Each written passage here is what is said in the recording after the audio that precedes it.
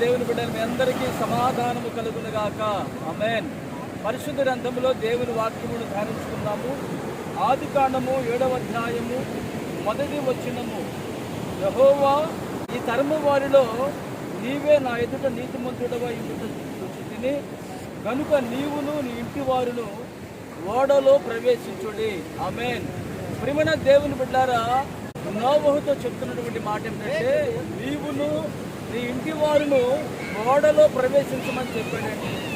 ఓడలో మనం ఎక్కినప్పుడు అది మనకి కాపుదలను ఇస్తుంది, ప్రొటెక్షన్ ఇస్తుంది, సేఫ్టీగా మనం ప్రయాణం చేయగలుగుతాము. నోవహు ఓడ ఎంత బలమైందంటే వర్షం వచ్చినా ప్రళయం వచ్చినా ఏమంటే దానికి ఏ అపాయము కలగల క్షేమంగా వెళ్ళిపోయారు. నోవహు తన కుటుంబస్తులు అనేక మంది జీవరాశులు అనేవి ఓడలో, మీరు చూస్తున్నటువంటి ఓడ ఇది చిన్నది, ఇంతకంటే పెద్ద ఓడలో నోవహు ప్రయాణము చేశాడు.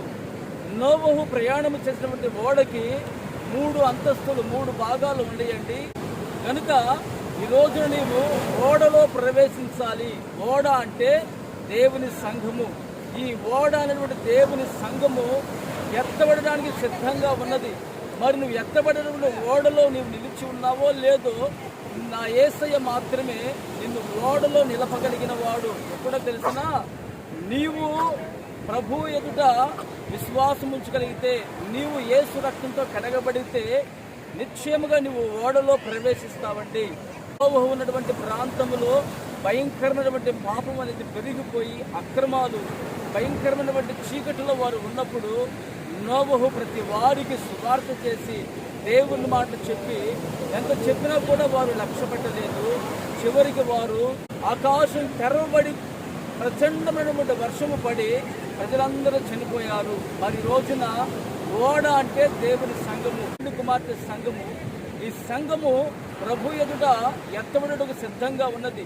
నీవు ఓడలోనికి రాగలిగితే నా యేసయ్య నిన్ను నిత్యంగా రక్షించి నీకు కాపుదలను ఇచ్చి నిన్ను పరలోక రాజ్యం చేర్చునుగాక. ఆమేన్. ప్రార్థన చేసుకుందాము. ప్రేమగల తండ్రి, పరిశుద్ధుడా, జీవాధిపతి, స్తోత్రం చెల్లిస్తున్నాము నాయన. ఓడ అనగా దేవుని సంఘమని, ఓడలో మేము ఉన్నప్పుడు మాకు క్షేమము కలుగుతుందని, ఓడలో మేము ప్రవేశించినప్పుడు మాకు కాపుదల ఉంటుందని మీరు మాకు తెలియపరిచున్నారు. నిత్యముగా నీ బిడ్డలను ఓడలోనికి మీరు చేర్చుకొనండి.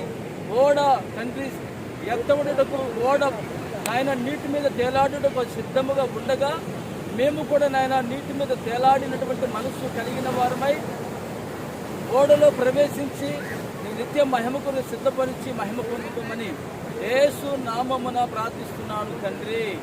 ఆమేన్.